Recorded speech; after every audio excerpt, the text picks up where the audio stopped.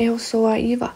Hoje gostaria de partilhar convosco o meu trabalho sobre a interseção do Oriente e do Ocidente e os intercâmbios comerciais e culturais entre Portugal e o Japão nos séculos XVI e XVII. Em primeiro lugar, o intercâmbio entre Portugal e o Japão foi uma escolha comum entre ambas as partes, sendo também um dos mais importantes contactos interculturais entre o Oriente e o Ocidente no século XVI. Portugal admirava o Japão, que era conhecido na Europa durante a Idade Média como Cipangu. O século XVI foi a era dos descobrimentos e Portugal aproveitou esta oportunidade para navegar pela primeira vez até ao continente asiático.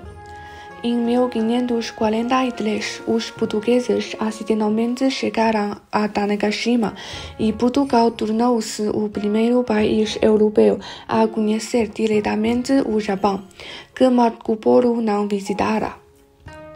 Naquela época, o Japão procurava desenvolver novas armas e aproveitar mais oportunidades comerciais. Os mercadores japoneses não conseguiam negociar diretamente com a China devido ao embargo marítimo imposto pela dinastia Ming, pelo que estavam disponíveis para negociar com navios mercantes portugueses. Além disso, em 1557, Portugal obteve o direito de permanência em Macau. Esta evolução na China foi fundamental para os portugueses poderem estabelecer relações comerciais com o Japão através de Macau. Em seguida, vou apresentar detalhadamente os intercâmbios entre Portugal e o Japão. Os japoneses chamam Era Namban a rota entre Macau e Nagasaki nos séculos XVI e XVII. Os portugueses escolheram esta vila pescatória como base comercial e usaram Macau como interposto comercial para estabelecer comércio direto com Nagasaki. Os mercadores portugueses comercializavam seda, armas de fogo, especiarias e outras mercadorias. Foi estabelecido um triângulo comercial Goa, Macau e Japão, envolvendo a circulação de bens provenientes da China e do Sudeste Asiático. O Japão exportava prata e laca e importava seda e porcelana chinesas através dos portugueses. E os comerciantes portugueses introduziram os mosquetes, especiarias, produtos de vidro, etc. No Japão, depois do mosquete ser introduzido pela primeira vez em 1543, ele foi rapidamente adaptado e produzido no Japão. Naquela época, o Japão estava muito fragmentado e os mosquetes mudaram o modelo de guerra do período dos reinos combatantes do Japão, contribuindo para o processo de unificação nacional. Além disso, alguns mercadores portugueses compravam escravos aos japoneses e procuravam vendê-los em vários lugares, incluindo em Portugal. Dom Sebastião emitiu uma lei em 1570, Alvará de São Alteza, para se não cativar nenhum Japão, proibindo a compra ou venda de escravos japoneses.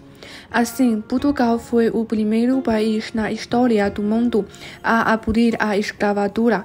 Esta legislação foi reforçada por Filipe I em 1581. Além do intercâmbio comercial, existiam também muitas trocas culturais entre Portugal e o Japão. A primeira foi a difusão do cristianismo. Em 1549, o jesuíta basco São Francisco Xavier, ao serviço do rei de Portugal, chegou ao Japão e começou a sua pregação. Nesse processo, ele recebeu apoio de muitos daimyo locais. Muitos daimyo converteram-se ao cristianismo, que foi bem-vindo também pelas populações do Japão naquele período dos reinos combatantes. A segunda grande droga é a comunicação da linguagem e da escrita. Desde a chegada dos portugueses ao Japão e ao início do comércio direto entre a Ásia e a Europa, a língua japonesa absorveu palavras de origem portuguesa, que se tornaram novas palavras japonesas. Por exemplo, pudão. Esta palavra é derivada da palavra portuguesa pudão, tal como pão e vidro. Estas palavras têm pronúncias muito semelhantes e os mesmos significados. O português foi a primeira língua ocidental a ter um dicionário japonês. O vocabulário da língua de Lapão, compilado pelo jesuíta João Rodrigues e outros, e publicado em Nagasaki em 1603. O surgimento de dicionários promoveu ainda mais a aprendizagem das línguas e a compreensão cultural entre os dois países. Portugal também teve alguma influência na culinária japonesa, sendo um dos principais exemplos a tempura.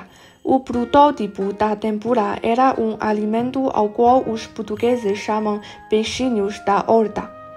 Os missionários portugueses utilizavam a técnica da fritura para preparar os seus alimentos. A etimologia vem do latim ad tempora quadragesima. Além disso, tornaram-se populares os queilançomen, ou fios de ovos portugueses, e o pão de ló, chamado bolo casteira, ou caçuteira, feito com claras em casteiro. Também houve influências na arte e na moda. Roupas de estilo europeu, móveis e pinturas em biombos, conhecidas como arte Nanban, influenciaram a arte japonesa. A arte Nanban espalhou-se pelo exterior e tornou-se a primeira arte de fusão entre o Ocidente e o Oriente. Ao mesmo tempo, a laca japonesa, feita com a seiva do charão, foi exportada para a Europa e tornou-se um cobiçado artigo de luxo para a coleção pelos nobres. Os intercâmbios entre Portugal e o Japão terminaram em 1639. Durante o shogunato Tokugawa, estabelecido em 1603, o Japão passou a reduzir os seus contactos com mercadores europeus devido à ameaça de infiltração cristã e às preocupações sobre a intervenção de forças estrangeiras na política interna do país. Os mercadores japoneses que negociavam com estrangeiros passaram a ser punidos com a morte, exceto no comércio com a Holanda e a China, e os cristãos foram muito perseguidos. Em 1639, os navios portugueses foram proibidos de fazer quaisquer negócios. Os portugueses foram expulsos e as trocas diretas com o Japão cessaram. Mas o impacto dessas trocas foi duradouro.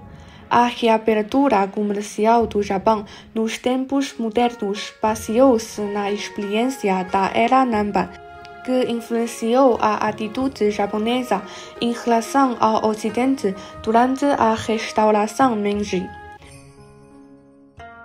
Em suma, as trocas entre Portugal e o Japão foram um dos primeiros exemplos de fusão das civilizações oriental e ocidental, abrangendo aspectos militares, religiosos, culturais, comerciais e outros. A sua influência perdura até hoje. Por agora é tudo. Obrigada.